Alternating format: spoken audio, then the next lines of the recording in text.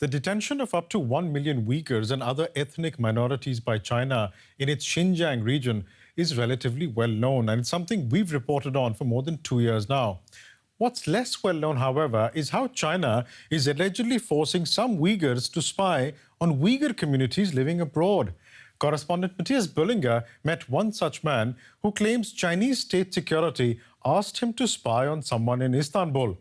This man fled to Germany, where he is awaiting the outcome of his asylum application.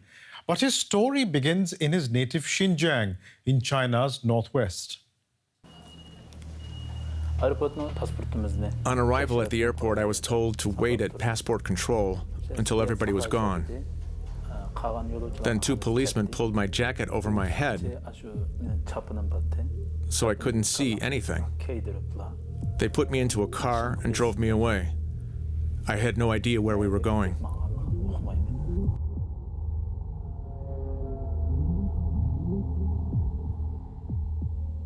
Asa Emin was a shop owner selling imported foods, including halal products, in his hometown of Korra.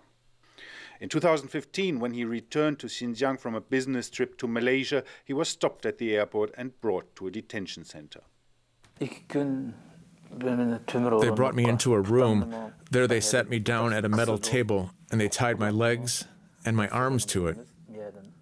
Then they tightened the cuffs until I couldn't move. It hurt.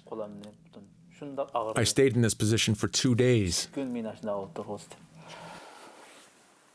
We meet Asa in an apartment in Munich, Germany.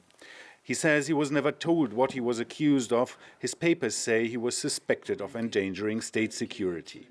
Asa spent a month in detention, then suddenly he was released, but under one condition. He had to agree that he would work for Chinese state security. I thought I'd just say yes, stay in touch with them, but I had no intention of really working for them. That was an illusion. After his release, Asa Emin regularly met with an agent who introduced himself as Qurban. He was able to continue traveling abroad. He says in the beginning nothing specific had been asked of him, and he maintains he never revealed information on anyone, but it's impossible to verify these claims.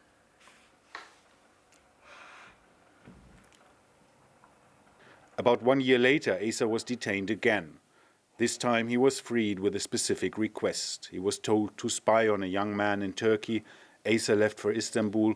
Then he decided not to return to China and went on a webcast with his story.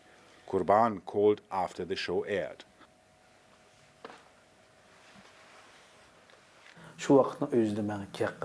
He told me, "You decided to appear on this show and talk, but you know that your family is here in China."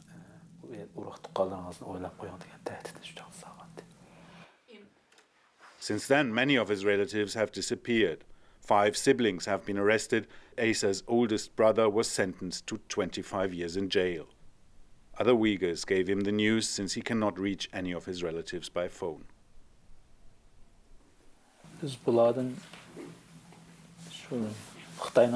Now the Chinese government has separated us forever. My life wasn't bad. I was in good health, doing all right financially. It was a happy life.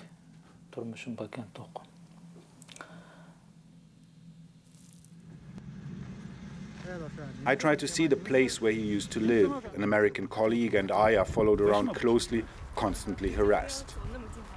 The villages in the area seem eerily empty, and many houses have been sealed by the authorities. Before reaching Asa's village, we are stopped. 2 men say the coronavirus pandemic is why they're blocking our way. Then a Chinese official tells us the real reason. There are security guidelines for news in Xinjiang. You can't just walk around here and interview people. The international community watches Xinjiang closely. There have been many negative reports.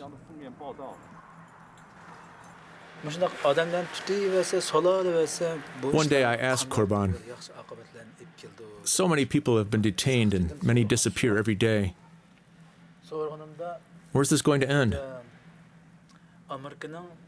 He answered, "America did not become America without shedding a lot of blood. A lot more is going to happen here." бәлкім бұның екі нұрғын ішлар болушы мүмкін. And he remembers another thing about Kurban. Once the agent had met with him in Istanbul, it became clear to him that Kurban was able to operate freely between Turkey and China. Recently, a former Uyghur spy was shot in the back on a street in Istanbul. So Asa decided to move to Germany.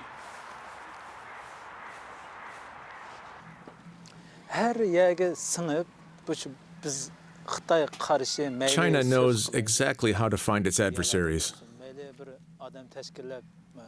how to gather information.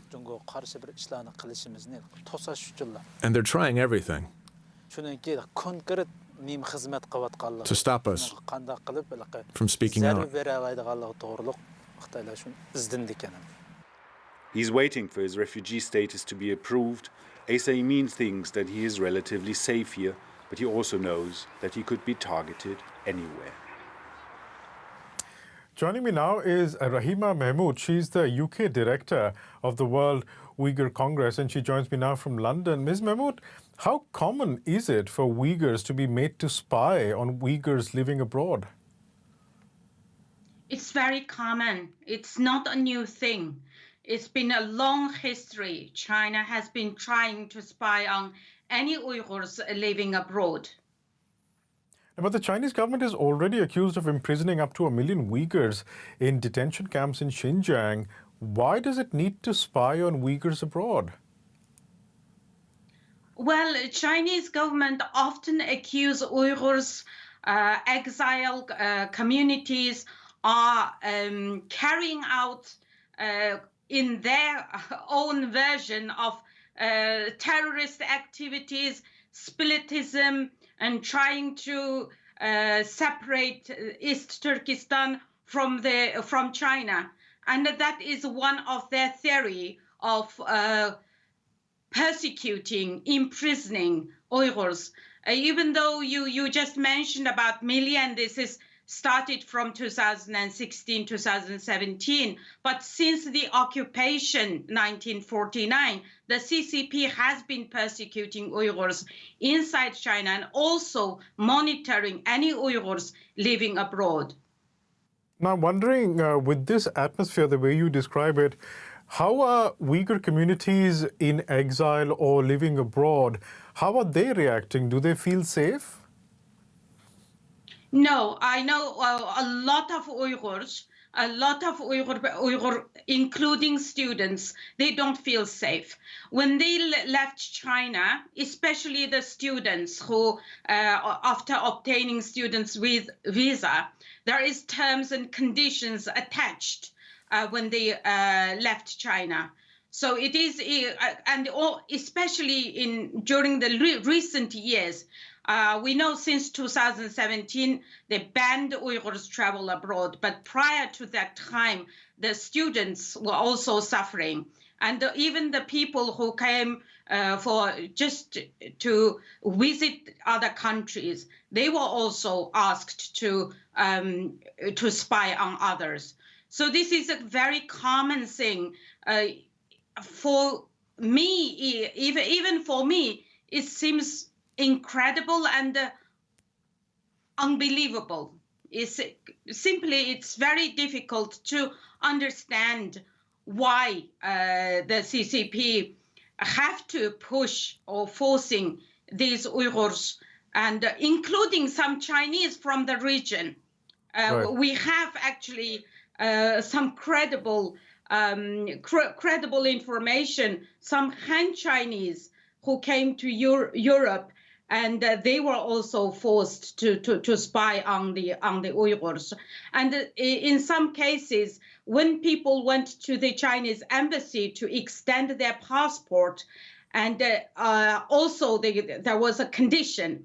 Right. So if you work for us, then we can extend your passport. That was a kind of common situation.